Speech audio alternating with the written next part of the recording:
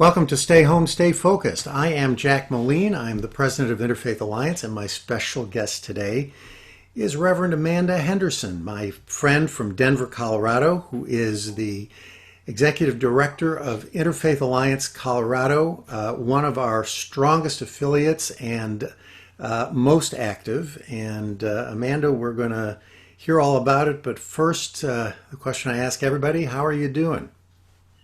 Good. I'm so grateful to be on here and good to see your face. Seeing people's faces has become this new moment of gratitude during this time, hasn't it? Even No kidding. so I'm hanging in there. This has been a very disorienting time and feels, I was just saying a minute ago, upside down sometimes, raising children in this and trying to navigate leading an organization and trying to best serve the community. It's disorienting and I'm okay. I'm doing well. Good. You have landmarks for all three of your kids right about now, right? Yes, yeah, I have a senior that is graduating high school and then a sophomore who's finishing up all of her AP exams and schoolwork, and an eighth grader finishing eighth grade and getting ready to head to high school. So it's a Yikes. full time. And with all of that going on, are you still able to maintain your focus by doing something? Honestly, I think one of the greatest gifts of this time has been that there's a little more space in the days. I don't drive as much and drive to the office, so I really take that time in the morning to center and focus and have a chair on my front patio where I enjoy the sun rising and make my list for the day. And I think that that's one of the ways for me that I've found to get through is to focus on today.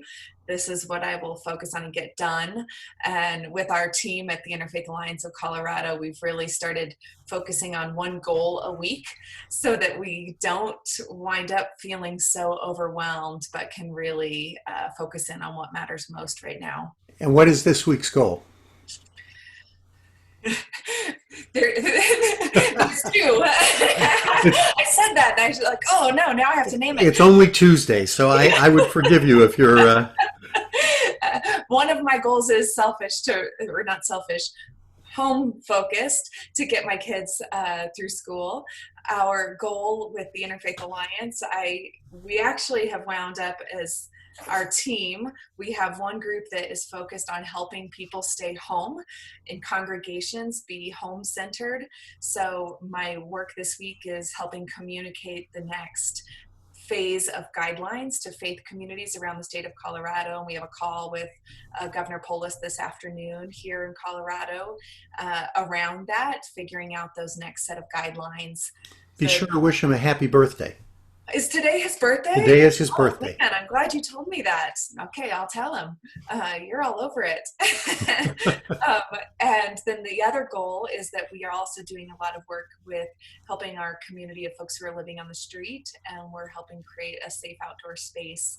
So we found out yesterday that we are going to be moving forward on that with a location. So That's great. I just named three goals, but That's fine. That's fine. None of us know what day or week it is anyway, so it helps to have some options. it's true. It's true. You know, I'm glad you were able to mention the two things that the Colorado affiliate is doing because people who have been watching and listening to us know that it's a little different than what we do in the national office, where we're mostly focused on policy and legislation. And you have a much more hands-on, grassroots, involved with congregations approach. That's one of the best things about Interfaith Alliance is our flexibility underneath this whole rubric for people to do what's needed where it's needed. So that's terrific. But tell us how you wound up here to begin with, Amanda. I wound up with Interfaith Alliance of Colorado. Yeah. Yeah, I got lucky and have my dream job. I do feel that for me, change happens both or each on the ground and working for change in people's lives, and also systemically, and addressing policy issues and catalyzing change at a systemic level. So previous to this, my first life was as a registered dietitian working in community health, and I really loved that, but I discovered that I was more interested in community and social change through community, and then actually wound up becoming a pastor in the Christian Church Disciples of Christ. And in that work, again, I felt that call back to community and social change. And about, I guess, coming up on 6 years ago, the Interfaith Alliance of Colorado was looking for a new executive director, and I was in a place where I too was looking for change. And this has been the perfect fit, because we are able to build relationships, and real, authentic, deep relationships across our religious differences, as well as our racial, cultural, gender, and sexuality, real mutual and generative relationships, as well as to work for policy change and be advocates at the Colorado State Capitol and assure that all people are able to live the life that they hope to live, and that our religious differences are respected and supported, and that we can work together for our common values around human rights and equality. So it's fun. I would ask for nothing else. And as we look back across just the way you described your adult life at this point, you've worked in feeding people's bodies and feeding their souls and feeding them individually and nourishing them in community as well. It's a blessing to be able to do all of those things. And because you don't have enough to do, you've also written a book. In my spare time. It's got a great title, Holy Chaos, which sounds like a cleaned up version of something you say when you are surprised or you hit your thumb with a hammer. Yeah. But why don't you tell us what the book is about? It's Holy Chaos, Creating Connection in Divisive Times. And it's one of my favorite phrases, I guess, Holy Chaos, because I am drawn to the chaotic spaces of uncertainty and life. I love growing things and stepping into the messiness. And for me, those are the holiest of spaces. And so this book is about my own stories of stepping into chaotic and difficult spaces, grounded and focused in love and compassion and connection, and confronting our own fears, confronting our own assumptions and stereotypes, and doing that in a way that we come to know better who we are as we come to know who another person is. And I also take that bigger picture, because I always think that while we're in those relationships, we also have to be looking systemically and working for social change. So the book is about the big and the small of building connections and working for change. So you have 8 steps in the book. I'm going to rattle them off. If we had an hour, I would ask you about each one, but I'm only going to ask you about a few. Seeking to understand, rooting down, embracing fear, engaging curiosity, showing up, accepting our brokenness, finding joy in each other, and letting go. Each of those could be unpacked for a long time. Yes. I want to ask you, although you may have mentioned it since you say you like planting things, what is rooting down? Yeah. So I think about our ecosystems, and our ecosystems are dependent upon roots, and our roots are weaving constantly and moving, and sometimes being trimmed and sometimes going in another direction. And for me, it's been really important to understand my own roots so that I can be strong enough to weather whatever storms come my way, and to be able to step into difficult spaces. The more rooted we are in our own story, our own history, understanding why we believe what we believe, or why we see the world the way we see the world, helps to be able to step into those spaces and understand why another person believes the way they believe or sees the world the way they do, with that sense of these connections and weavings that are happening underground. To me, that there's more happening than we see on the surface, and that's a really intentional effort, and that sometimes we jump into things without taking time to understand our own rootedness, our own beliefs, our own experiences. And so that's just about really the importance of taking that time. That's terrific. The next one is embracing fear. It's sort of self-explanatory, and anybody who doesn't understand why that's important should, at the very least, read your book to understand it. But what fear are you embracing right now? Whew, so many.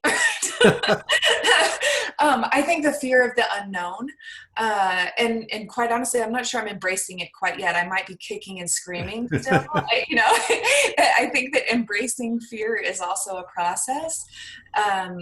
And right now, there's so much unknown, and I have this desire to know, to be able to know what is coming my way so that I can plan and prepare.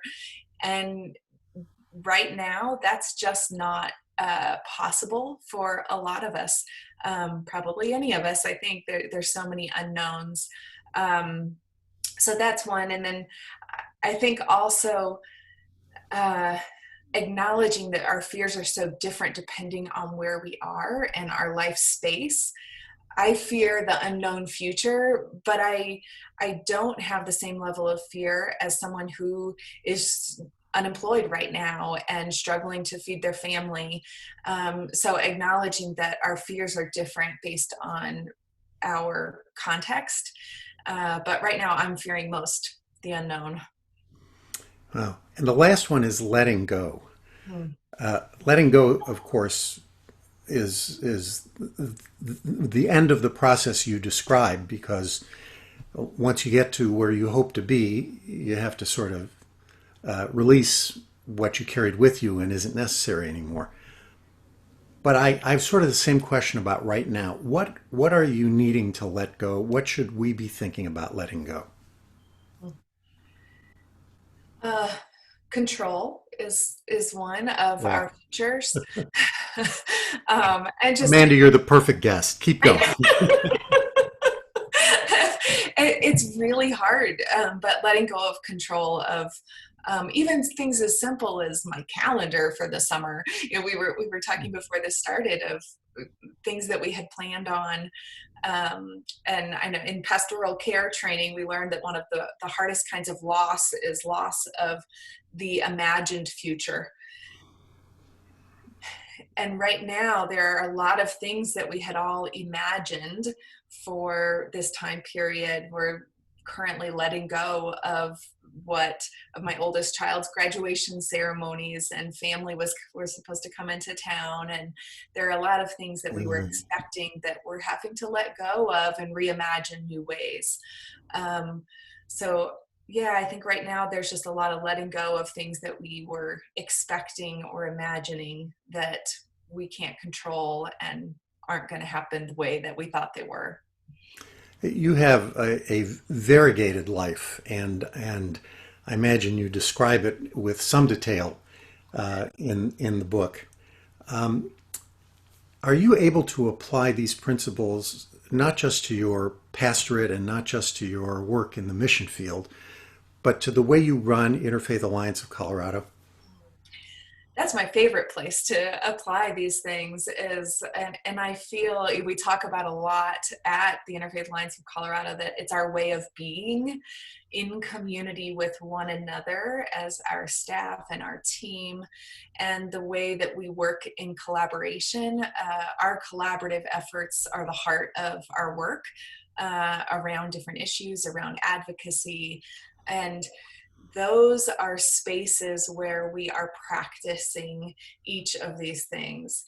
We're practicing being rooted in who we are as an organization, knowing our mission, knowing our history, knowing our particular goals is our understanding our roots, and stepping into spaces that might be fear inducing, moving into collaborative efforts with someone who we might have had a contentious relationship with in the past, or we have different views or values on certain things, but we are trusting that we can work together in order to solve housing or homelessness, not solve, but address housing or homelessness, things like that.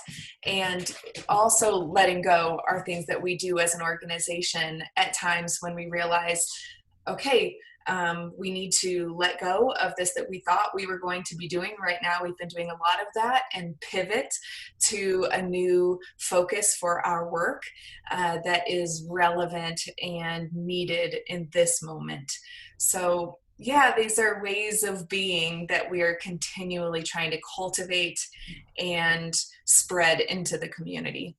So it leads me to a question that relates to that as well. You have only so many hours in the day and only so many resources to expend on behalf of the organization. When you and your team look at issues, what percent of what you decide to undertake is principle, and what percent would you say is the chance of success? Oh, that's a great question. So, when we do discernment around where to spend our time and energy, we take into account a few different things. One is the need of in the community. How urgent is this need? Another is someone else doing it already that we can further support rather than duplicating efforts. And then the third is, can we be effective in this space? Are we the people to do this? And can we affect change here? And if not, is there something that we need to do or shift, that it's that urgent of a need that we aren't equipped, but we can get there? Or is it something that we just know our strengths and weaknesses, and that's not the place that we should be spending our energy? So we go through that process of looking at what are the most pressing needs. Is anybody else doing it? And can we be successful in this space? And those are the questions that we ask. And also, is it aligned with our core mission and values as an organization? Terrific. So, with all of this going on, with your book coming out, the Kindle edition is out next week, the 20th of May. Is that right? Yeah, the 19th one. Hardcover edition is out July 14th. Yes. Holy Chaos. We want to make sure to mention that again. With all that going on, 3 kids, you're shepherding through life. You have a husband, so you're not doing that alone. Yes. And the organization, you've also started a PhD now because you didn't have enough to do. What are you going to be learning about? So I'm actually studying religion and politics, and really focusing in on the history of religious freedom, particularly aligned with our vision as the Interfaith Alliance of Colorado, has really actually stirred my curiosity around what are the frameworks that the founders had in mind when religious freedom was put into the US Constitution, and who was excluded then and who is excluded now, and how is this vital piece of who we are as people in the United States of America a tool of inclusion and exclusion, and how do we work to build inclusive frameworks and assure inclusive frameworks are used when we talk about and legislate and work in the courts to assure religious freedom. Great. That's what I'll be exploring further. And in her spare time, she's a place kicker for the Denver Broncos. Yeah. Amanda, thank you so much for being with us today. Thank You're you, one of Ken. the reasons that I love coming to work every day because I know that our interests are being so well promoted and addressed in Colorado by you and your extraordinary team that I've had the pleasure to meet. So thanks for being with us today. And to those of you who are watching from home and listening, stay home and stay focused.